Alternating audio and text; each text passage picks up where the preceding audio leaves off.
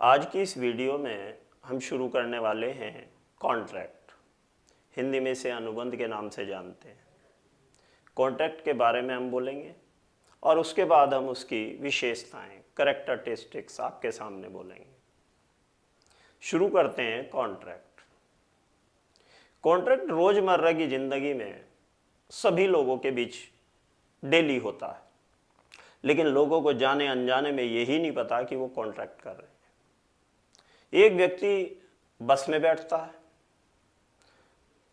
Ticket लेता है, बैठ जाता है। एक व्यक्ति घूमने जाता है, क्लोक रूम में चला जाता है, अपना सामान रख के एक स्लिप लेके हट जाता है और बाद में अपना सामान ले लेता है। कोई लाइब्रेरी से बुक ले लेता है। क्या है ये सब कुछ? किसी को नहीं पता, कुछ लोगों को पता है, वरना ये मानिए ये कॉन्ट्रैक्ट है। जी हाँ, कॉन्ट्रैक्ट हो गया। कॉन्ट्रैक्ट में ले लीजिए, बस में आप सवार हो गए, बस खराब हो कुछ हो, आपको बस की जिम्मेदारी है। मुजफ्फरनगर से मेरठ है तो मेरठ ही छोड़ेगी, वरना कंपनसेशन भी देगी आपको। इसे बोलते हैं हम कॉन्ट्रैक्ट।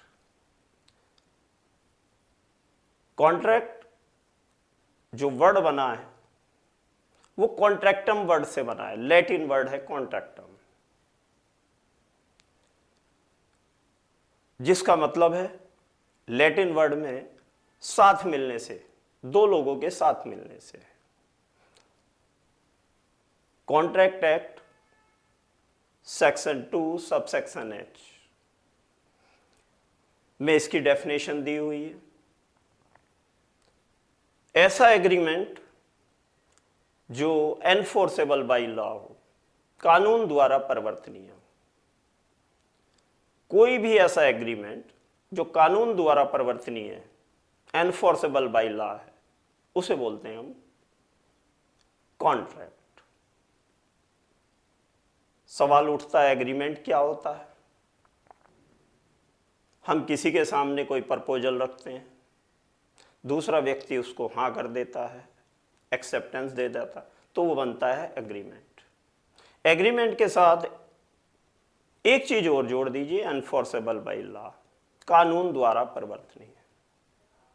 यदि लॉ उसे सुनता है तो वो कॉन्ट्रैक्ट बन जाए।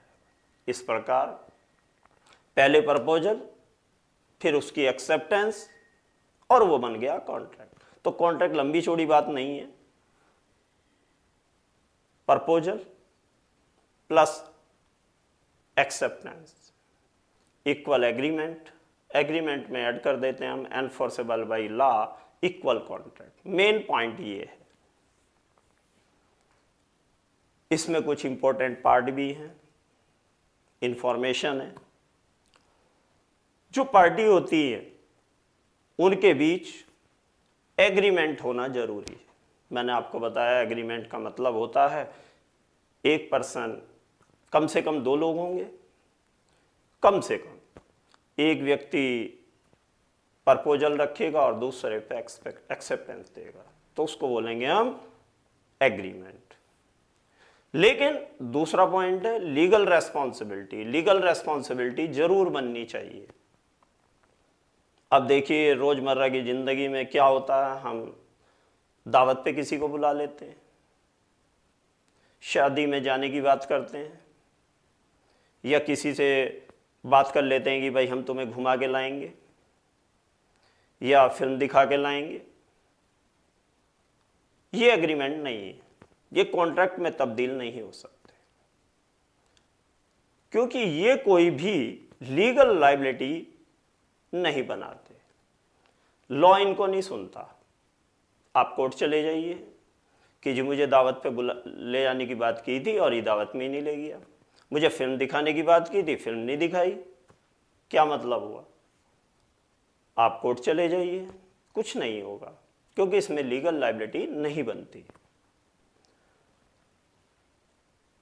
तीसरी बात, जो भी हमारा एग्रीमेंट है वो एनफोर्सेबल बाय लॉ होना चाहिए। कोई ऐसा एग्रीमेंट हम कर लेते हैं जो कानून नहीं सुनता, नहीं मानता, एनफोर्सेबल बाय लॉ नहीं है, इसका मतलब वो कॉन्ट्रैक्ट नहीं बन सकता। इसकी कैरेक्टरिस्टिक्स ले लीजिए। सेक्शन 2 सबसेक्शन एच और सेक्शन 10 के अकॉर्डिंग पहला एग्रीमेंट होना चाहिए। जी हाँ, मैंने बिल्कुल कहा। हम किसी के सामने प्रपोजल रखते हैं किसी बात का, दूसरा व्यक्ति उसे एक्सेप्ट कर लेता है, जी हाँ, एग्रीमेंट हो गया। दूसरी बात, सेकंड पॉइंट, पार्टीज के बीच जो एग्रीमेंट होता है तो एग्रीमेंट करने वाले कैपेबल होने चाहिए। कैपेबल, एक व्यक्ति माइनर नहीं है, अनसाउंड माइंड है, इंसॉल्वेंट है, फॉर एन एनिमी,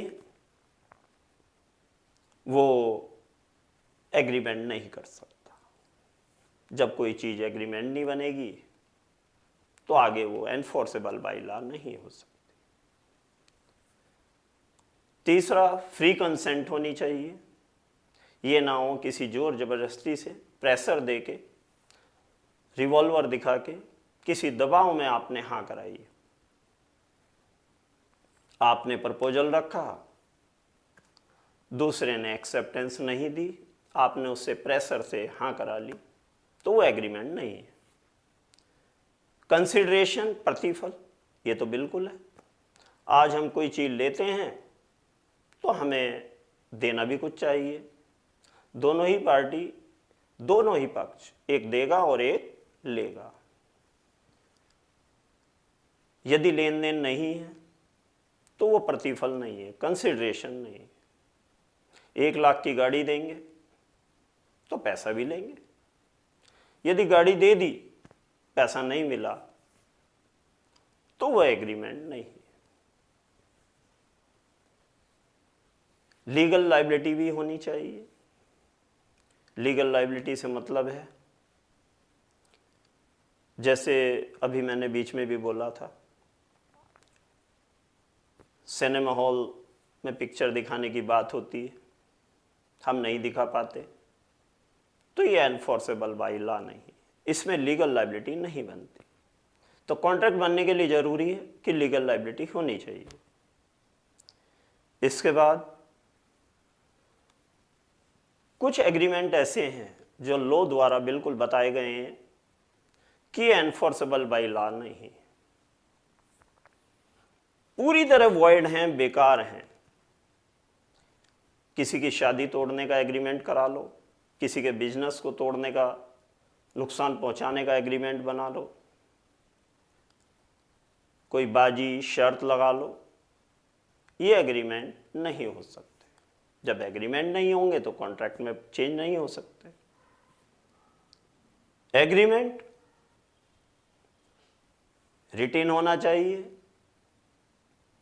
रजिस्टर्ड होना चाहिए, लेकिन ये जरूरी नहीं है। लेकिन फिर भी ज्यादातर एग्रीमेंट रिटेन और रजिस्टर्ड होते हैं। कारण है, आज हम किसी को हाँ ना करा लें, कल उसे दोबारा बोलना पड़े तो नहीं बोल पाएंगे कि भाई आपने ये कहा था, ये कहा था, दोनों में डिस्प्यूट होगा। इसलिए एग्रीमेंट रिटेन होना ज्यादा अच्छा है, लेकिन ये बात बिल्कुल है कि आवश्यक नहीं है। धन्यवाद।